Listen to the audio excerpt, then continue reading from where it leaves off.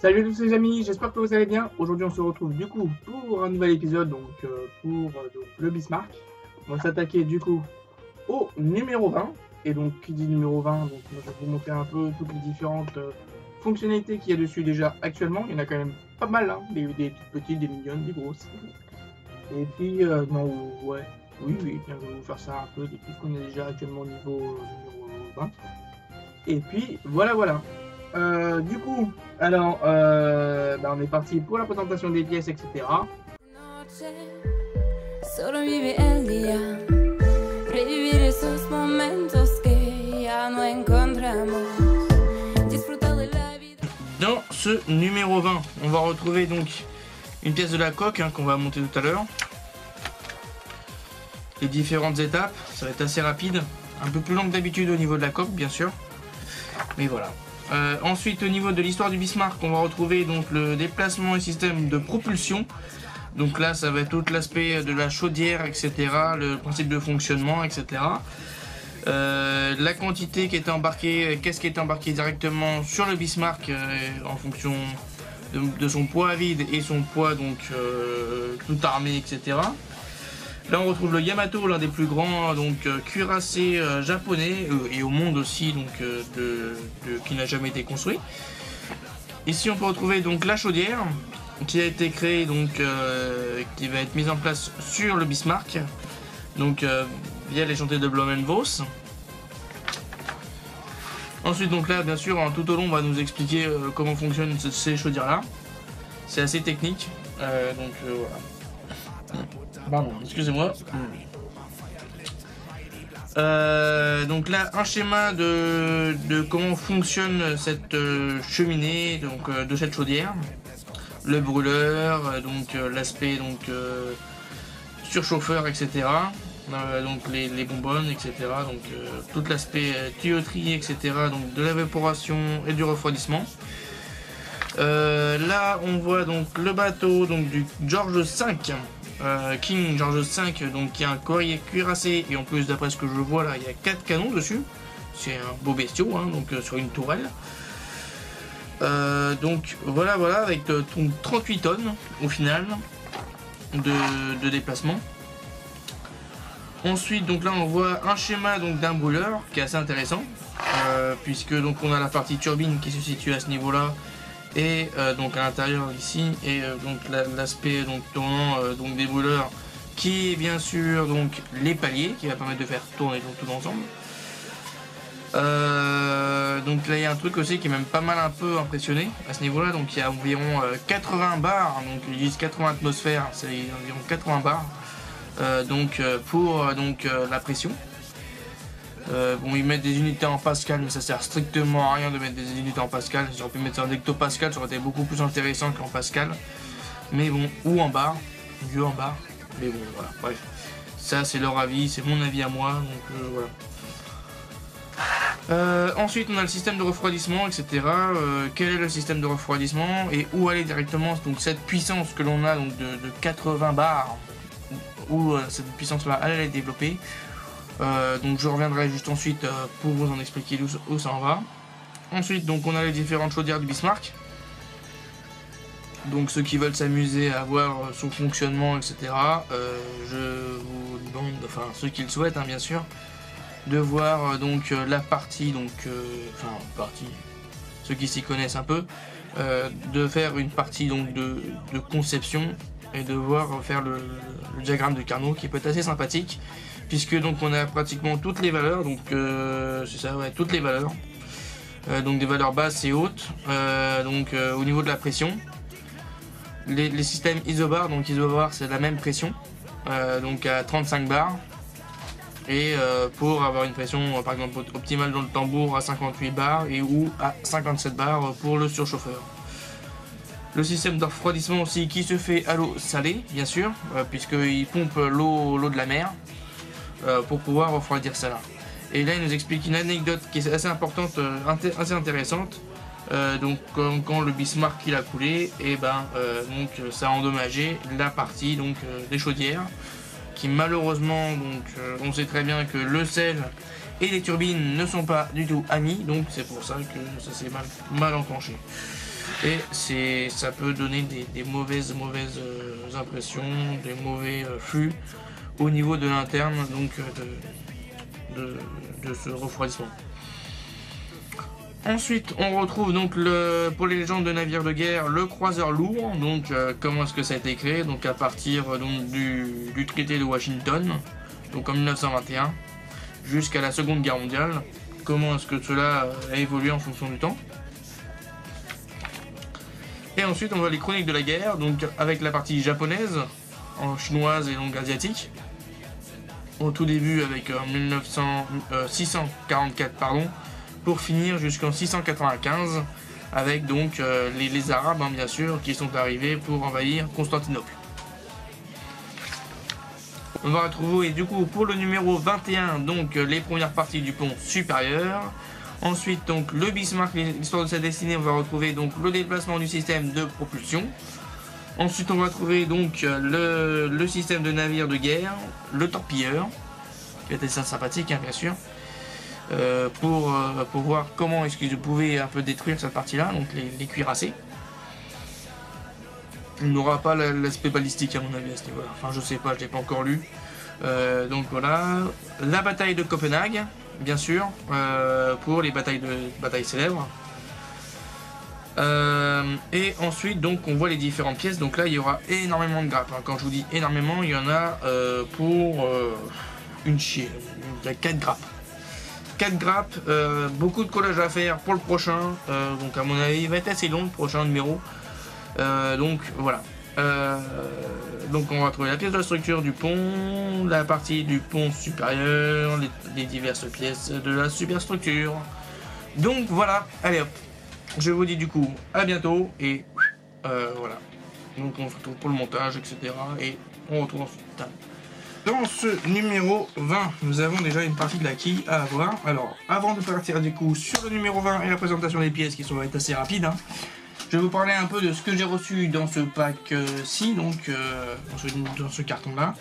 Donc le carton il a commencé au numéro 19. Donc là, normalement, ça va du 19 jusqu'au 23. 19, 20, 21, 22, 23, il y en a 4. Donc voilà. Alors, dans ce carton, je vais vous le sortir, j'ai reçu ça. Donc la petite plaque minéralogique que j'attends. Alors la plaque minéralogique, j'aurais à parler. La plaque que j'attendais depuis un certain temps, donc des différentes caractéristiques. J'en ai eu 2, donc voilà à peu près ce que cela donne donc déballé. Donc dites-moi en commentaire si y en a qui veulent vraiment la plaque ou pas. J'en ai pas besoin d'en avoir 2 du coup. C'est un peu trop inutile. Mais bon, on en a envoyé 2. Peut-être de chaque côté, on peut en mettre une de chaque côté quand on va l'exposer. Mais donc on voit donc le drapeau donc avec les différentes caractéristiques, donc le Reich allemand. Un type cuirassé, classe Bismarck, chantier naval Blomenvos, Hambourg. Lancement le 14 février 1939, donc une longueur de 250 mètres et de largeur de 36 mètres, des tirants d'eau de 9 mètres,9 maximum. Le voilà, port en lourd, c'est quoi ça? Il n'y a pas un port en lourd? Je comprends rien à ça. Alors port en lourd, je sais pas trop ce que ça veut dire, est-ce que c'est le poids en lourd ou pas, je sais pas. Donc il fait 53 500 tonnes maximum, avec une puissance en... Bon là c'est en kilowatts, ils auraient pu mettre ça en chevaux peut-être. Une puissance de moteur donc de 1000, alors oula, de 110 450 kW. Ensuite au niveau de l'équipage, donc il y a 2092 hommes et donc 128 officiers. Aux propulsions à la chaudière avec 12 chaudières à l'intérieur, qui est assez puissante. 3 turbines à vapeur. Donc la vitesse maximale donc c'est de 30,6 nœuds maximum. Donc qui fait du 56, donc on double pratiquement. C'est pour ça qu'à chaque fois moi je multiplie donc, quand je navigue. Par exemple quand il fait 15 nœuds, je mets ça environ à 30. Donc ça peut un peu en dessous de 30 km/h. Et donc par exemple là, là on a 30 nœuds, ce qui fait environ donc 60 km/h, mais donc c'est 1,1 nœud, ça correspond à 1,6 si vous voulez. Donc c'est pour ça que je l'arrondis un peu au-dessus pour avoir vraiment une ordre d'idée. Et donc cela va nous donner donc une vitesse maximale en km/h de 57 km/h. Au niveau de l'armement, donc on a 8 SK 38 cm, donc L de longueur, c'est peut-être la longueur de la balle ça. Hein. L 52. Ensuite on a 12 SK 15 cm LK 55. L 55. On a du 16 flak 10,5 cm, donc c'est des gros calibres, hein. Ça commence à grossir. Enfin du 38 cm c'est du gros calibre, hein. Ça diminue plutôt. Donc du L65, donc dites-moi ce que c'est du L65, je sais pas du tout. Je pense que c'est peut-être la longueur hein, de la balle. Ou peut-être pas, je sais pas du tout. La flaque donc de 16 flaques de 3,57 cm donc de L cm L 83 et donc 12 flaques de 2 cm. Voilà tout ce qu'on a au niveau d'importante et aussi encore plus importante aussi. Donc on a donc l'entrée en service ici en août 1940. Le naufrage qui s'est effectué donc le 27 mai 1941 à environ 1000 km à l'ouest de Brest. Donc c'est quelque chose qui est assez intéressant. Et franchement la plaque donc elle est en métal bien sûr et elle est assez sympathique. Alors j'espère que les reflets vont pas vous embêter. Donc voilà. Voilà le classeur. Toujours le même système. Hein. C'est assez pratique, hein, franchement, c'est très bien. C'est ce que j'aime bien à ce niveau-là. Donc bref, une trêve de blabla. Donc au niveau de ce numéro 20, nous avons donc une autre partie de la pièce, de la coque qui arrive à ce moment-là, que j'avais débloqué. Donc là, nous avons la partie donc de la partie intérieure de la coque. Un des flancs de la coque, avec ici donc ce qui va permettre de maintenir tout ça, d'attacher la coque donc à l'autre partie de la coque, l'autre section de la coque. Et voilà, donc on est parti pour le montage. Alors dans un premier temps, on va récupérer de tout ce qu'on avait monté déjà dans les anciens numéros. On va en emboîter, donc là on voit bien l'espèce de rectangle qu'il y a là, et de toute façon il n'y a pas d'autre choix hein, dans tous les cas. On va l'emboîter comme ceci.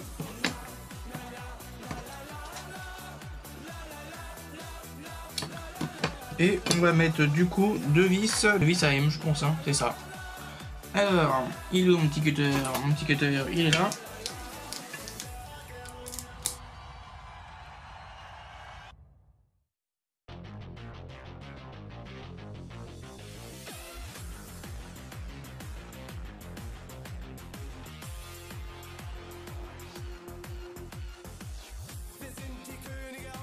Et voilà, donc ça épouse vraiment bien la forme, c'est très bien fait. Il n'y a pas d'égratignure, rien dessus. Donc là on va récupérer l'autre grosse partie de la coque. On va rajouter des petites longueurs. Pardon. Et on va l'installer ici, là, juste ici.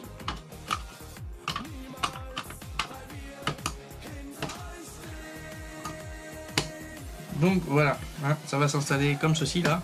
On peut voir juste en dessous. Ce niveau là. Donc moi je vais essayer de vous montrer peut-être par le dessus. Vraiment ici vous devrez voir. Et on va installer donc l'une des deux parties de la section de la coque.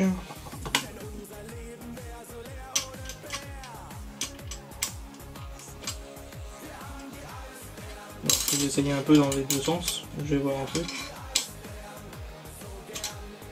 Dans tous les cas on peut pas se tromper. Donc là, voilà. On va récupérer donc une vis, encore une fois.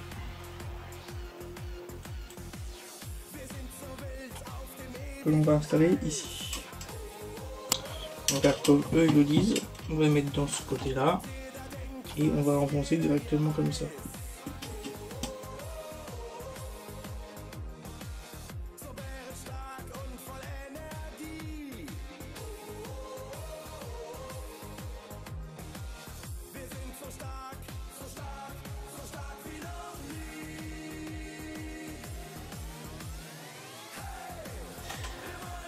Et on va assembler la deuxième partie là-dedans, en boîte comme d'hab. Et on va mettre du coup les deux dernières vis à ce niveau-là. Donc franchement, ça commence déjà à donner une belle petite tronche. Hein.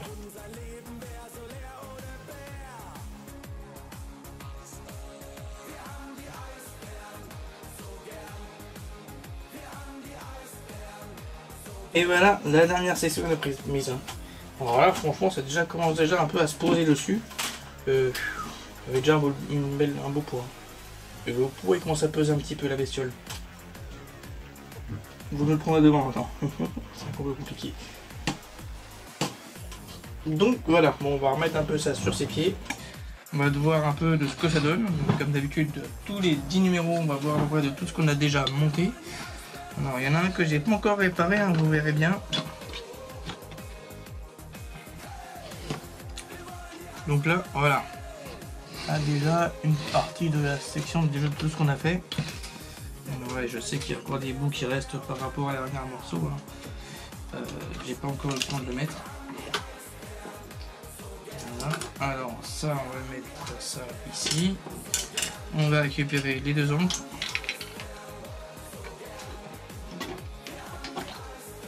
Et hop là, on enfonce tout ça là-dedans.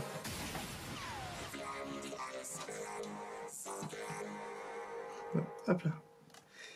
Puis voilà.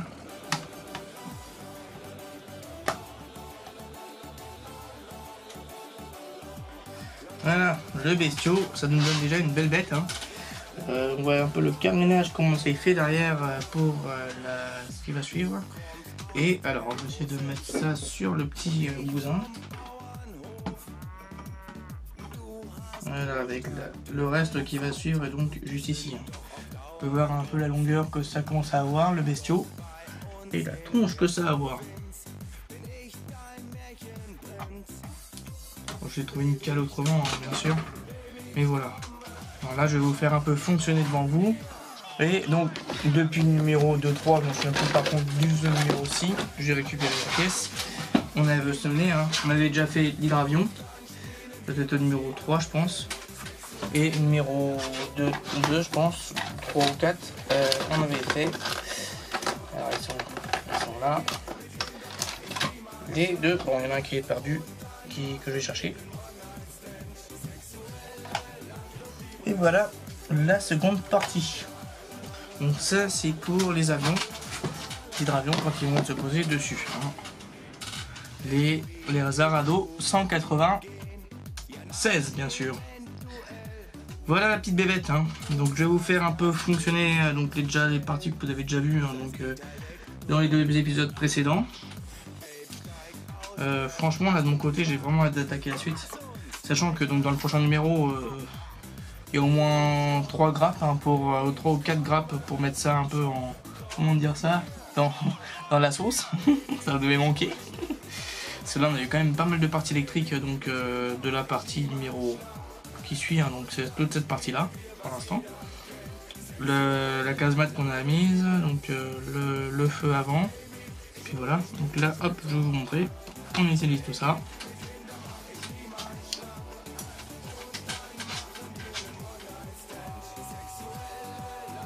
Bon, alors, je vais commencer du coup par le petit moteur.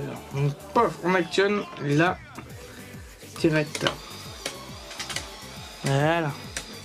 On a un beau petit rendu déjà. Sympathique, hein, franchement, beau petit rendu.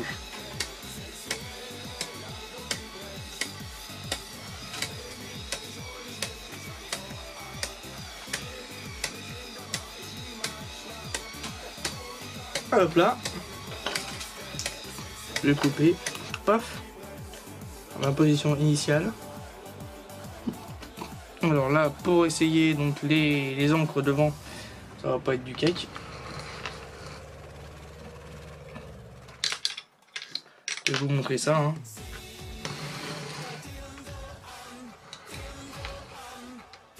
On voit déjà la longueur du bestiau, c'est déjà impressionnante. Hein. Hop là. On continue.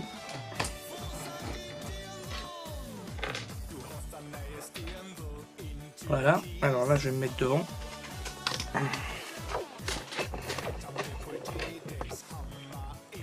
comme ça que vous puissiez voir un peu. Alors, par contre, ça va faire un peu une image un peu dégueulasse, je suis désolé. Voilà.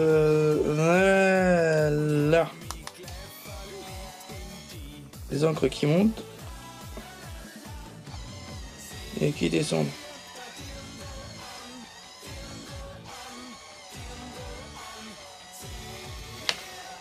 Avec les deux cabessements qu'on peut voir juste au-dessus.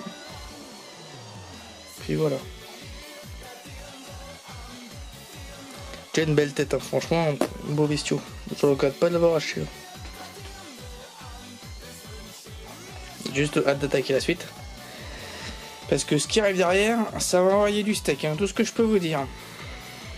Bon allez, je coupe tout ça, hein, au lieu de faire joujou. Tac, voilà. Là, je vais vous mettre la lumière au niveau du bouton S3. Et là, boum, voilà. On peut voir, hein. Alors là, malheureusement, par exemple, tu vois, donc on va encore à travers les trous, donc la lumière. Je pense qu'il y aura quelque chose devant. Mais au final, ça fait un beau petit rendu, hein, franchement, rien à dire. Ça va se dire. Alors si j'active les trois, ça fait quoi?